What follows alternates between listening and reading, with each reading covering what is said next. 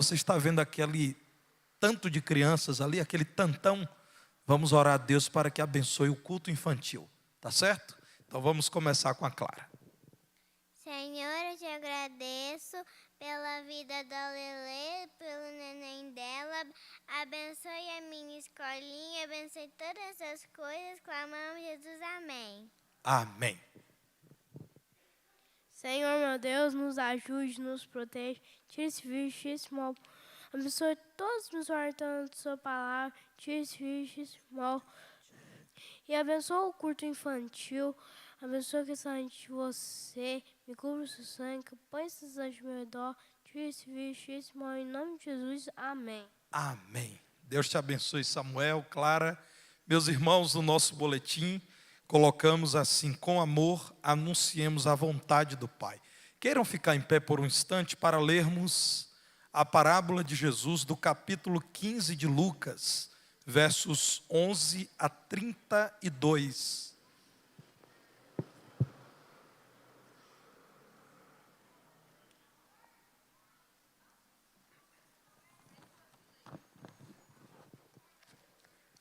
Nossa igreja tem exposto o ensino de Jesus Cristo em cada uma das suas 40 parábolas apresentadas no Novo Testamento.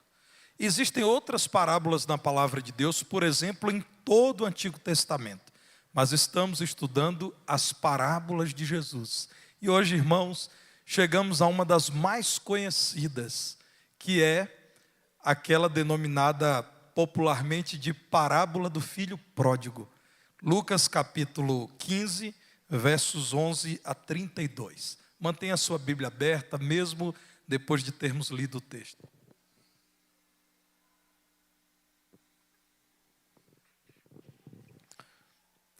Continuou: certo homem tinha 2 filhos. O mais moço deles disse ao pai: Pai, dá-me a parte dos bens que me cabe.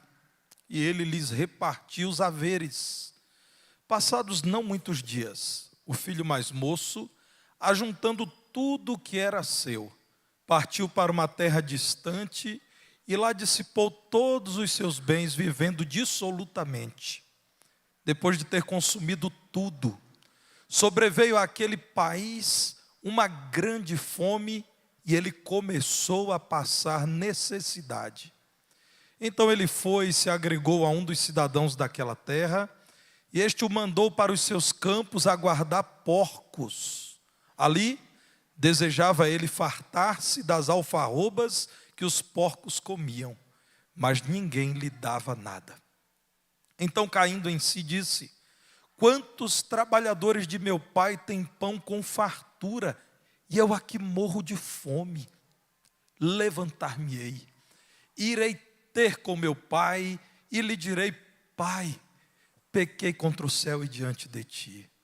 Já não sou digno de ser chamado teu filho, trata-me como um dos teus trabalhadores.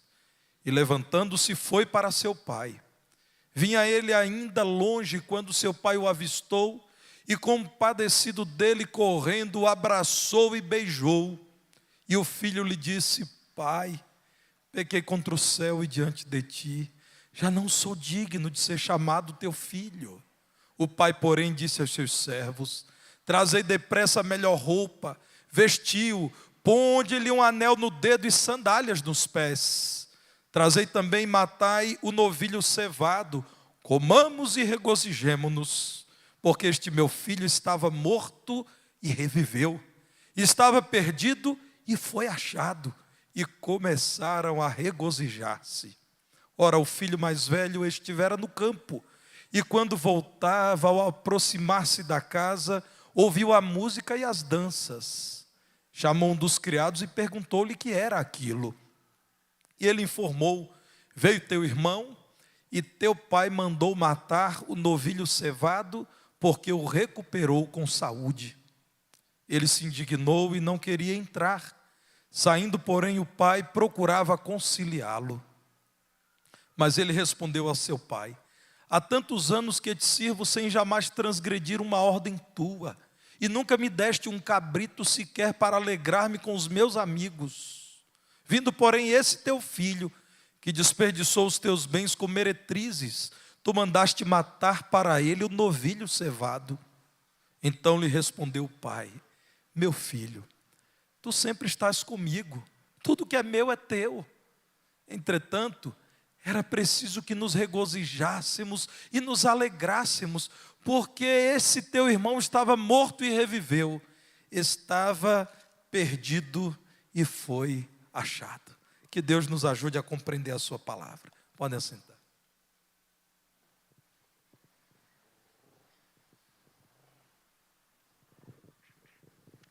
Irmãos, a parábola que tem sido chamada de parábola do filho pródigo, ou do filho esbanjador, ou do filho gastador, ou do filho descontrolado, é assim chamada porque de fato é impactante a história de um dos dois filhos do pai mencionado por Jesus nessa história tão interessante.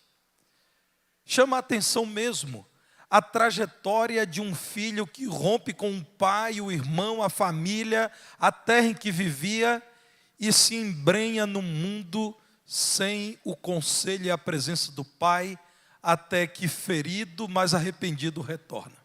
Todavia, meus irmãos, há uma personagem que é mais marcante do que o filho mais moço, a meu ver, que é o pai. Há um lugar que rouba a minha atenção muito mais do que o lugar em que o filho mais moço se viu na miséria, que é a casa do pai. A parábola de Jesus, a meu ver, tem como grande alvo dizer ao seu público, público difícil, público cheio de rejeições ao outro, público muitas vezes hipócrita, público duro de coração. O grande alvo de Jesus é dizer: existe um pai amoroso que, movido por um amor extraordinário, sempre está à espera do filho que rebelou-se, mas está arrependido, que morreu, mas na presença do pai deseja encontrar nova vida. Essa parábola poderia ser chamada de parábola do pai amoroso, parábola do pai que é pródigo em amar, que esbanja amor.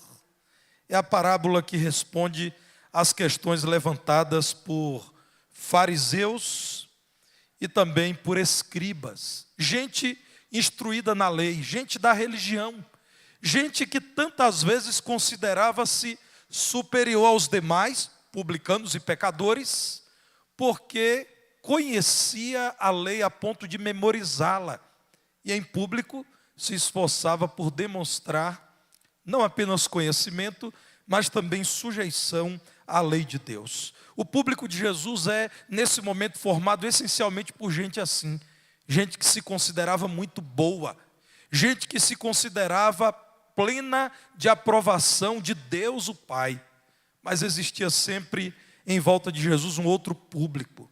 Eram, como eu disse, os publicanos, aqueles que eram acusados de viverem sem qualquer integridade, aqueles que eram chamados por fariseus e também por escribas de pecadores. Jesus já havia lidado com essa alegação de autoridades religiosas muitas vezes. Eles são pecadores. Chegaram a questionar Jesus porque ele comia com gente assim, ou porque ele aceitava algum ato de culto de gente assim. Olhem no Evangelho de Lucas mesmo, o que diz o capítulo 5, verso 30. Olha eles aí, irmãos, os fariseus e seus escribas, que murmuravam contra os discípulos de Jesus, perguntando: por que comeis e bebeis com os publicanos e pecadores? É nesse texto extraordinário que Jesus responde à questão deles no verso 31, dizendo: os sãos, os bons, os perfeitos, os irretocáveis, os imaculados, esses não precisam de médico, e sim os doentes. Jesus diz no verso 32, eu não vim chamar quem já é justo. Esses que já são justificados, já estão com o Pai. Eu vim chamar pecadores ao arrependimento. Esses precisam do convite do Pai. Vejam na continuidade do Evangelho de Lucas, lá no capítulo 7, no verso 39, quando Jesus tem os seus pés lavados com as lágrimas de uma mulher, e essa mulher enxuga o pé de Jesus, ou os pés de Jesus, com o próprio cabelo. Ao ver isto, o fariseu que havia convidado Jesus para jantar com ele, diz assim, diz para si mesmo, se este Jesus fosse profeta, ele saberia quem é, qual é a mulher que ele tocou, porque ela é pecadora.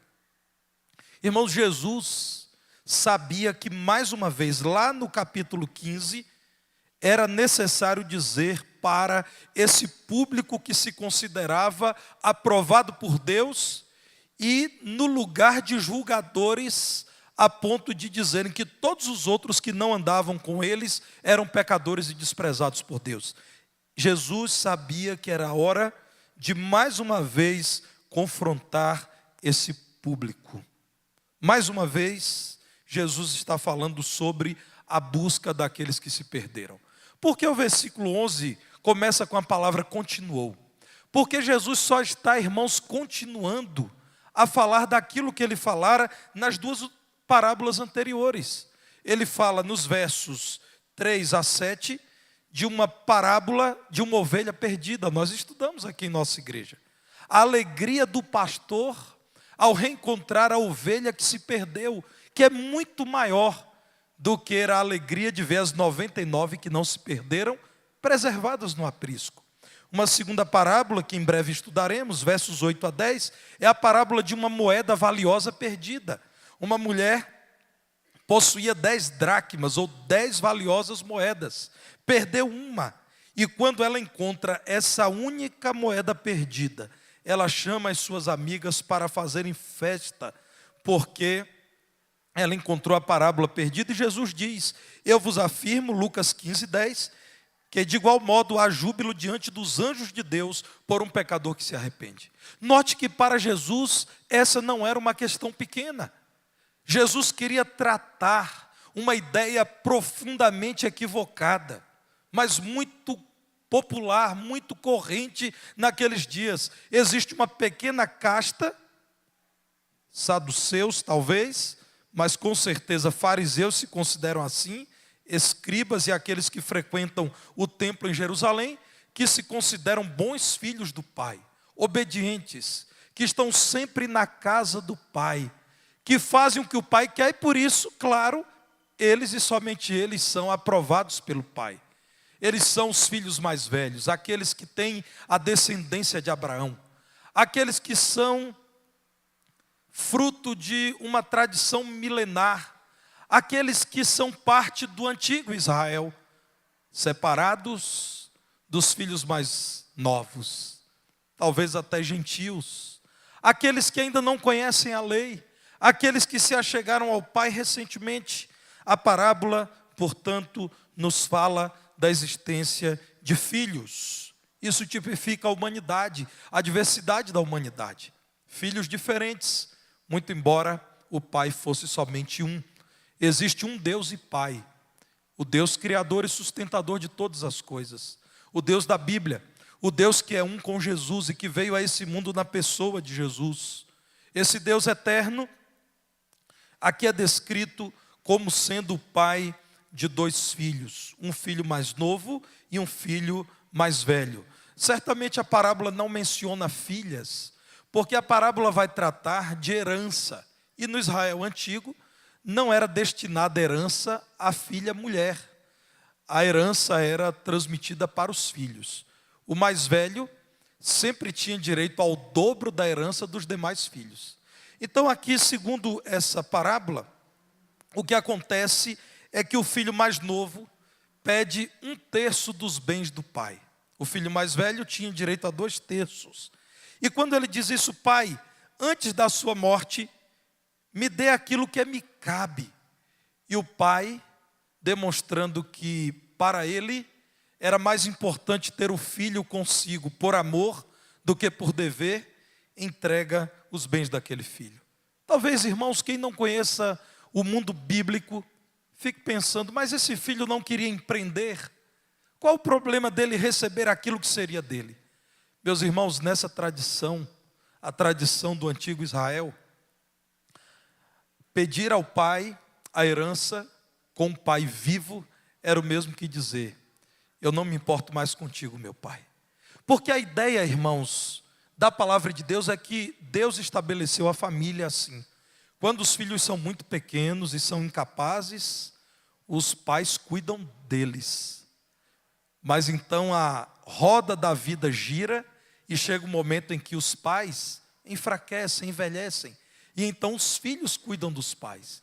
Qual é a ideia? O pai está usando os bens que tem e toda a casa dele para cuidar do filho. Mas vai chegar o momento em que nessa grande casa, a casa do pai, os filhos cuidarão do pai. E depois que o pai vier a morrer, então tudo que o pai deixou será para o benefício dos filhos, para que esses filhos vivam bem. Pedir ao pai a herança com o pai vivo e ir embora era o mesmo que dizer, pai, eu não me importo contigo. Eu não quero o teu amor e nem quero te amar. Eu quero apenas os teus bens. Dá-me aquilo que a lei diz que me pertence. Irmãos, a palavra de Deus nos mostra a atitude de um filho que não queria ser filho, que não queria viver na casa do pai. Há muitos filhos que vivem assim, acreditando que estão indo em busca da liberdade, se afastando do pai, estão na verdade perdendo a liberdade. Acreditando que vão ter vida prazerosa, estão na verdade perdendo o prazer da vida na presença e na casa do pai. Porque a vida sem o pai é desajustada. Vejam o que acontece com aquele menino. Muito dinheiro e pouco juízo. Muitos bens e pouco caráter. Vai para uma terra distante. Diz a palavra de Deus que nessa terra distante, porque ele queria distância do pai e da casa do pai, ele viveu como quis.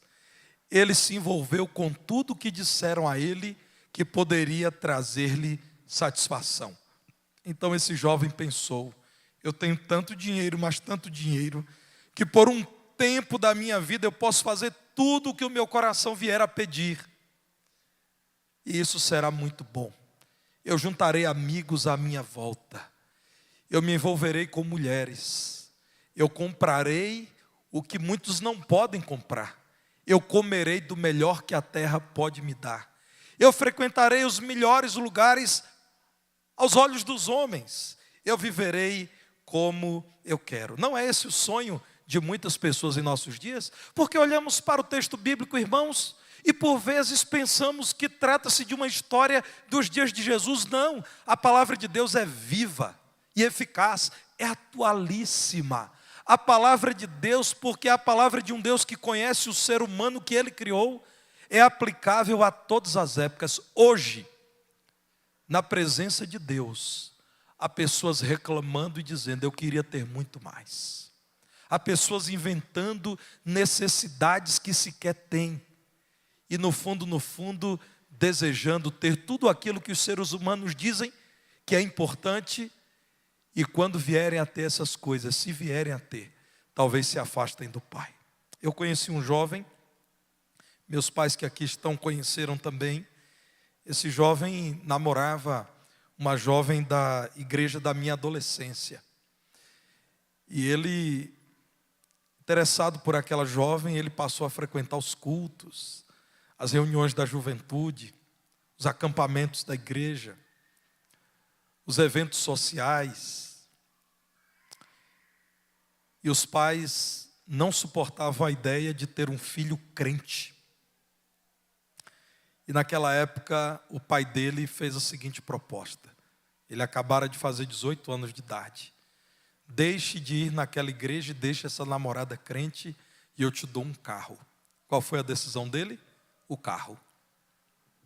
Meus irmãos, eu lembro bem de muita gente assustada, dizendo como ele pôde enganar tantas pessoas. E eu fiquei pensando, a Deus ele nunca enganou. Ele não considerou que viver na presença de Deus é o grande presente. Ele recebeu um carro que certamente trouxe problemas, porque ele não tinha uma cabecinha boa, uma cabecinha equilibrada, e só. E desprezou a oportunidade de viver na presença de Deus. O filho pródigo não consegue administrar sua riqueza e vai cuidar de porcos, um trabalho que era indigno para judeus.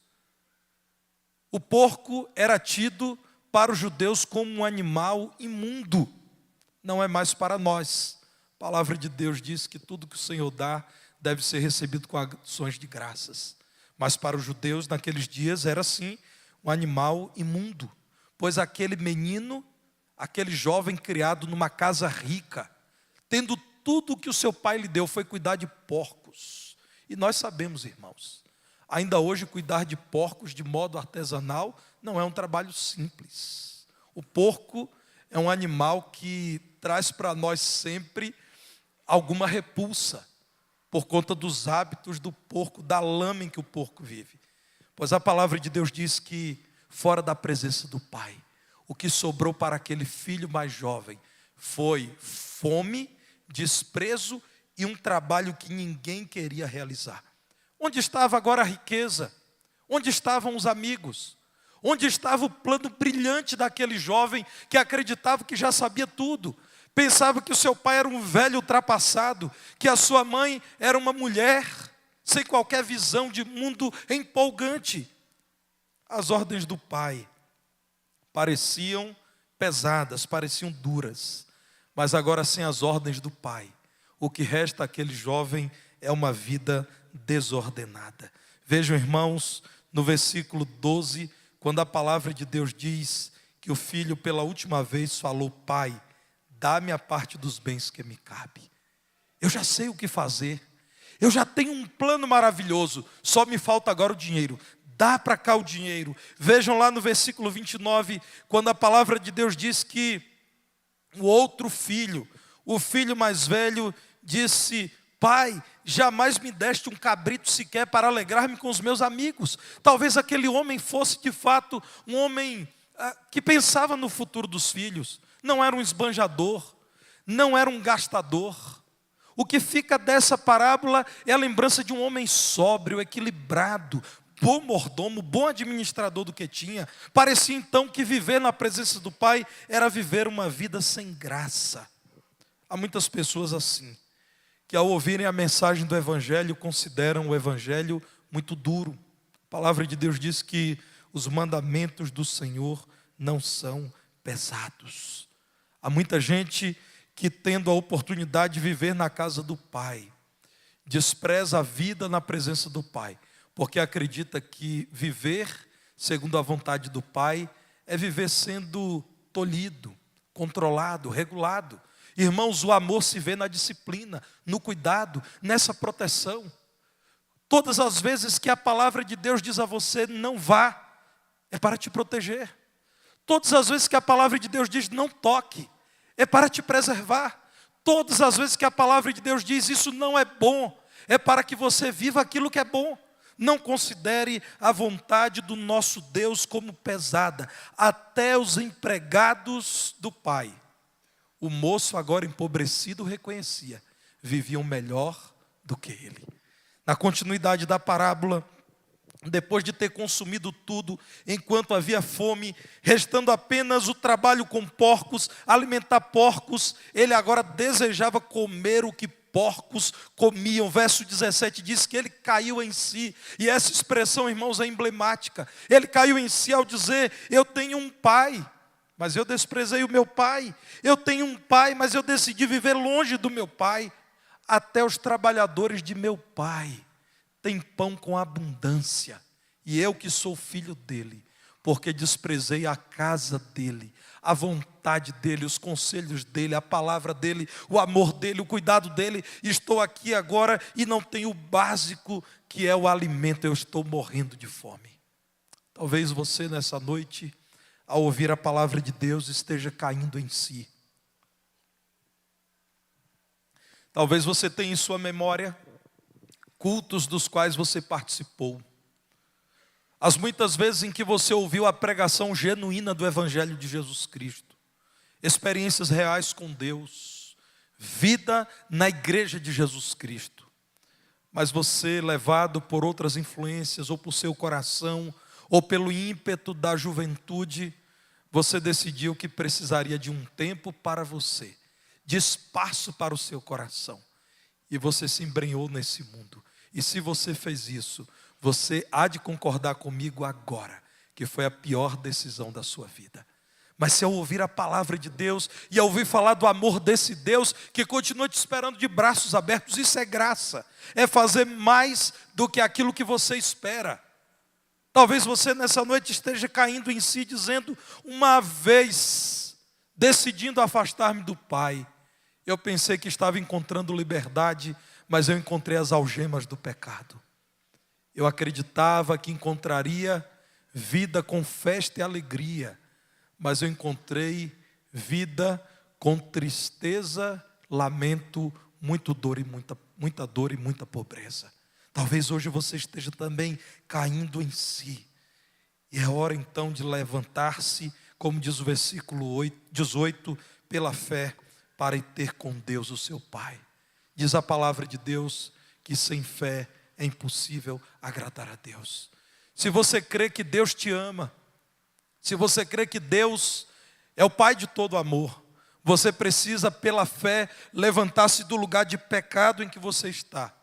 E ir ao encontro do Pai, e com humildade e arrependimento dizer, Pai, eu pequei contra o céu e diante de Ti. Eu pequei contra Ti, quando eu me envolvi com a prostituição. Eu pequei contra o Senhor, quando eu amei o dinheiro. Eu pequei contra o Senhor quando eu passei a viver nesse mundo com todos, sem dizer que eu sou teu filho, e sem anunciar a tua palavra, e sem dizer aos homens que eles precisam conhecer a Jesus. Eu pequei contra o Senhor quando eu decidi que eu me dedicaria a uma carreira profissional e não priorizaria a vida na tua presença. Eu pequei contra o Senhor quando eu desprezei ao Senhor diariamente. Quando eu decidi seguir segundo a minha vontade. Quando eu decidi amar esse mundo acima do Senhor. Talvez seja essa noite em que você precisa dizer ao Senhor com humildade, com sinceridade, eu pequei, Senhor.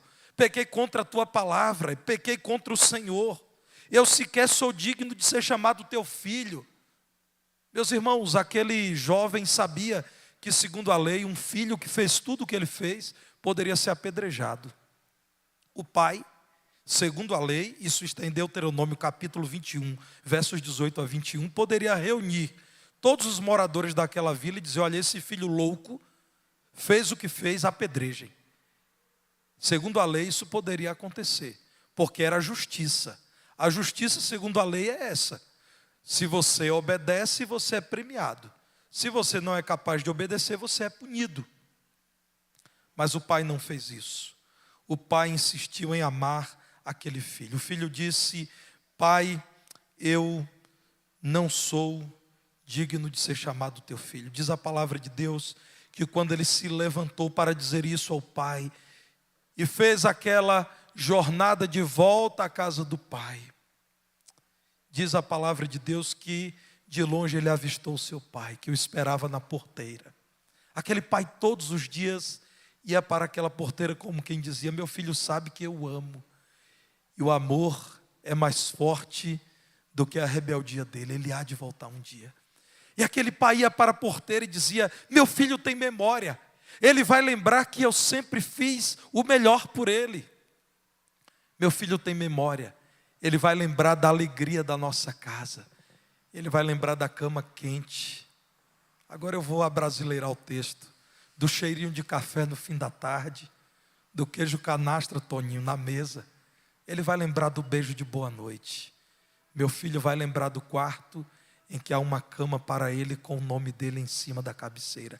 Ele vai lembrar, ele vai voltar. E todos os dias, inexplicavelmente, a não ser que a gente explique isso pelo viés do amor, aquele pai estava na porteira pensando, meu filho um dia vai voltar, porque ele sabe que eu amo.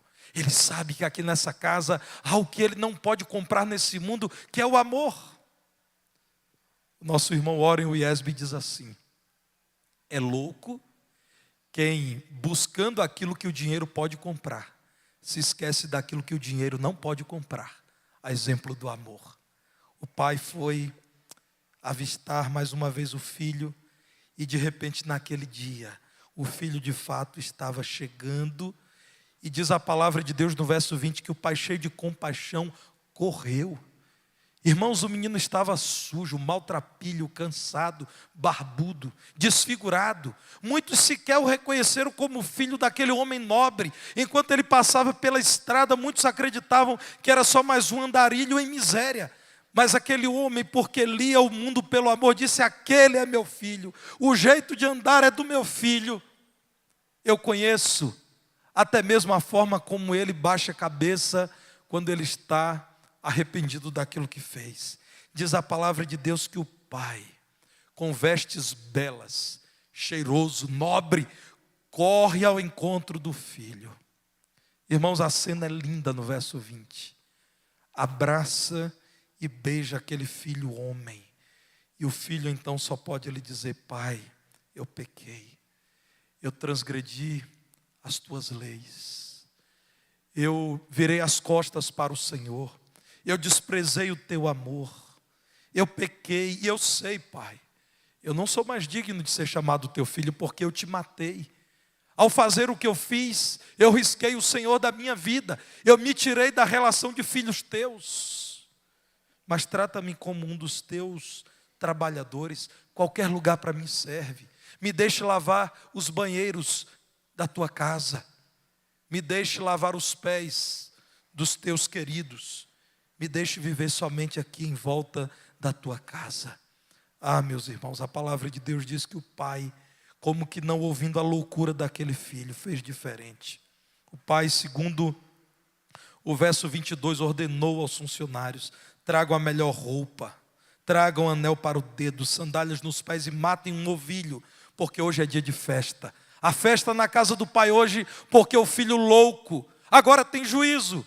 Porque o filho fugitivo retornou à casa do pai, porque o filho que estava morto reviveu. Irmãos, o anel era símbolo de autoridade. Aquele anel era uma espécie de certificado público. Esse menino é meu filho. Era o anel com o brasão da família daquele homem rico. Quando o pai diz: ponham anel no dedo do meu filho, está dizendo: ele é meu filho sim.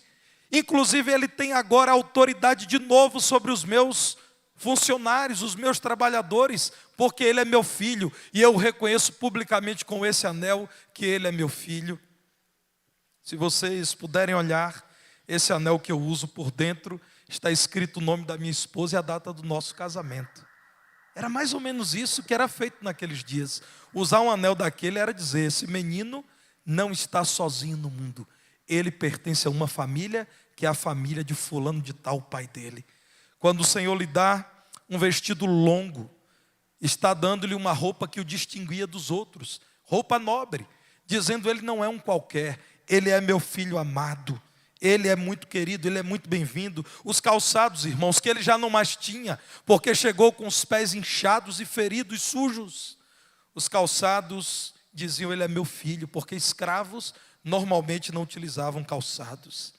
E matar aquele novilho era dizer: agora sim, nós temos uma ocasião especial para festejar. A esse momento, irmãos, os fariseus que ouviam Jesus estavam já tensos. Quem será esse filho mais moço? É claro que Jesus estava dizendo: esse filho mais moço é quem desprezou a minha lei, é quem até me conhecer viveu no pecado, mas com humildade veio a mim, creu em meu nome, me confessou como seu Salvador, e o que eu farei? Farei festa, eu receberei com alegria, eu não rejeitarei pecadores arrependidos. Mas existe um outro filho, e o outro filho mais velho, aquele que permaneceu na casa do pai, estava voltando do serviço quando ouviu música e danças. Então ele, que tinha pouca comunhão com o pai, não vai até o pai, vai até os funcionários e perguntam: que festa é essa? Qual é o motivo? Irmãos, aquele outro filho, o que ficou em casa, Ele não compartilhava da compaixão do pai pelo irmão dele que se perdeu. Ele evitava o assunto. Ele não queria saber do irmão que se perdeu. O que é que meu pai está fazendo? Sequer ele vai ao pai para saber da festa. Ele já desconfiava o que estava acontecendo. Então dizem para aquele moço no verso 27, sabe aquele teu irmão que estava perdido? Voltou. Que estava já dado como morto, reviveu. Ele está aqui. E teu pai, que ama o teu irmão, como te ama também, resolveu fazer uma grande festa, porque o que o pai mais sabe fazer é amar, porque o pai, na verdade, não é tão bom administrador das terras e dos bens, como é amoroso. O que ele melhor sabe fazer é amar. Então ele fez festa, matou um novilho e está aqui agora alegrando-se, porque o teu irmão que estava morto reviveu. Meus irmãos, Jesus está falando aos fariseus, vocês não festejam quando vocês percebem que pecadores se voltam para mim e ouvem a palavra do Pai e mudam de vida. Vocês lamentam isso. Vocês entendem que é injusto alguém que pecou a vida inteira de repente ser aceita por amor.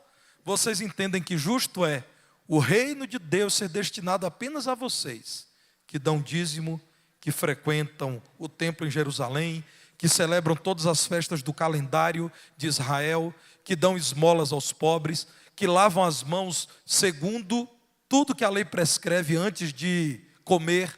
Vocês entendem que é só para vocês, mas não. Segundo a vontade do Pai, o filho arrependido e confiante no Pai é recebido sim com amor. O filho se indigna e diz: Pai, que loucura é essa? Eu, teu filho precioso, estou aqui há tanto tempo te servindo, nunca desobedeci ao Senhor. Que arrogância, irmãos. Qual filho poderia dizer isso com sinceridade? Que nunca desobedeceu aos pais. Vou aproveitar a licença do culto. Estamos em ambiente do culto. E confessar aos meus pais que, quando no período junino eles diziam assim: olha, nós não vamos te dar fogos de artifício. Eu obedecia. Mas na época da festa de Cosme e Damião, quando me davam uma bala, eu chupava. Eu acho, irmãos, que o melhor lugar para dizer isso para eles é aqui, porque eles não vão ter coragem de me corrigir aqui. Mas minha mãe e meu pai diziam: meu filho, caruru de Cosme e Damião para crente não. Não será um bom testemunho. O caruru até que eu não ia não. Os irmãos agora estão perdidos, né? O que é caruru? Pensem num bom frango com quiabo. É semelhante. E aí, irmãos, meus pais diziam: olha, quando te oferecerem bala de Cosme e Damião, rejeite, porque não é um bom testemunho. Irmãos, muitas vezes eu não consegui. Eu confesso a meus pais que eu chupei muitas dessas balas. E o pior é que eram boas, irmão. Ô Helder, parece que aquela era mais docinha, sabe? Parece que o recheio era melhor. Então, irmãos, não há filho que possa dizer que nunca transgrediu a vontade do Pai. Não há um filho que possa dizer com razão: eu nunca desobedeci o meu pai ou a minha mãe. Já estou dizendo aqui, dentre outras, eu chupei muitas daquelas balas, me perdoem, viu? Mas eu fazia assim mais escondido, o pessoal não via que eu estava recebendo não, sabe? Meus irmãos, o que Jesus diz aos fariseus é: todos vocês são pecadores. Ou vocês se voltam para o Pai confiando no amor dEle, que produz perdão, que oferece nova chance, ou vocês também estão perdidos. Meu filho, esse teu irmão estava morto, desperdiçou o que tinha, se envolveu com uma vida terrível. Tu estavas comigo. Você continuou tendo vida boa na minha casa, na minha presença. A sua vida comigo continuou sendo uma vida espetacular. Você não perdeu nada, meu filho, porque estás reclamando daquilo que está sendo feito pelo teu irmão que se perdeu e voltou. Verso 31, meu filho, tu sempre estás comigo, tudo que é meu é teu, inclusive o meu amor. Esse teu irmão viveu muito tempo sem receber do meu amor. Tenha compaixão, não haja com tanta dureza, com tanta frieza, com esse legalismo. Irmãos, isso diz muito para a igreja de Jesus. Quando nós olhamos para aquela pessoa que estava desviada dos caminhos do Senhor e voltou, precisamos fazer festa, receber com alegria, abrir os braços e dizer: seu lugar está aqui, nunca foi tirado. Seja bem-vindo de volta à casa do Pai. E precisamos com festa dizer: aqui é lugar de ser amado, vem para o nosso meio. Só existe vida na casa do Pai, vida plena, vida abundante na casa do Pai. Os filhos seduzidos por bens não entendiam que o melhor do Pai era o próprio Pai. Era viver na presença do Pai. O que Jesus quer dizer com isso?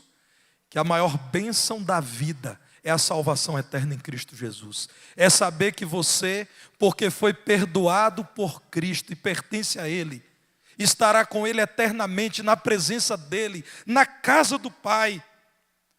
O que Jesus está dizendo? Vida próspera é viver com o Pai. Verso 32, era preciso que nos regozijássemos e nos alegrássemos, porque esse teu irmão estava morto e reviveu, estava perdido e foi achado. Imagine viver sempre na presença do Pai. Você pode nessa noite cair em si, levantar-se dos porcos, do ambiente dos porcos, que é uma ilustração do pecado, da sujeira, daquilo que Satanás faz com aquele que se envolve com esse mundo sem Deus. E com humildade voltar-se para o Pai, dizendo: Pai, eu pequei, tenha misericórdia de mim, faça de minha vida o que quiser, mas não me deixe longe de Ti. Você pode fazer isso nessa noite pela fé, e você será recebido com festa. Diz a palavra de Deus que há festa no céu quando um pecador se arrepende. Veja o que nos diz Romanos capítulo 6, verso 13. Romanos 6, 13. Nem ofereçais cada um os membros do seu corpo ao pecado como instrumentos de iniquidade, mas oferecei-vos a Deus como ressurreto dentre os mortos, e os vossos membros a Deus como instrumentos de justiça. É o que Deus espera de você, que você abandone o pecado e se volte para Ele como alguém que renasceu da morte para a vida. Se você for obediente a essa ordem da palavra de Deus, não espere menos do que anel no seu dedo, sendo chamado de filho de Deus, porque agora você tem um pacto com Ele. Não espere menos do que o vestido longo, o adorno do Espírito, a alegria do Espírito, te identificando como filho desse Pai maravilhoso. Não espere menos do que os calçados que Ele te dará. Não espere menos do que o novilho sendo abatido para que haja festa, para que haja banquete. Veja o que diz Efésios capítulo 2, verso 1. Ele vos deu vida, estando vós mortos nos vossos delitos e pecados. Veja agora Efésios 2, no verso 5. Estando nós mortos em nossos delitos, nos deu vida juntamente com Cristo, pela graça sois salvos. Você pode voltar-se para o Pai hoje. Se houver arrependimento, se houver fé, você pode sim voltar, com a certeza de que há um coração quebrantado e contrito, o Senhor não desprezará. Com a certeza de que se você vier a confessar os seus pecados, o Senhor Jesus Cristo é fiel e justo para perdoar os pecados e purificar de toda injustiça aquele que nele crê. Com a certeza de que quem crê em Cristo não é condenado. Quem crê em Cristo será salvo, com a certeza de que não há outro nome dado entre os homens pelo qual possamos ser salvos. Servir o Pai é melhor do que viver livre do Pai, porque uma vida livre do Pai é uma vida sem liberdade. Quer viver bem? Quer ter vida boa? Quer ter segurança? Quer viver em paz? Volta para a casa do Pai. Que Deus, pois, nos ajude, irmãos, a sempre valorizarmos a casa do Pai, que é a vida na presença do Pai, é a vida no Evangelho, e celebrarmos a abundância da vida na casa do Pai. O inimigo, o mundo, a sua carne, o seu coração, sempre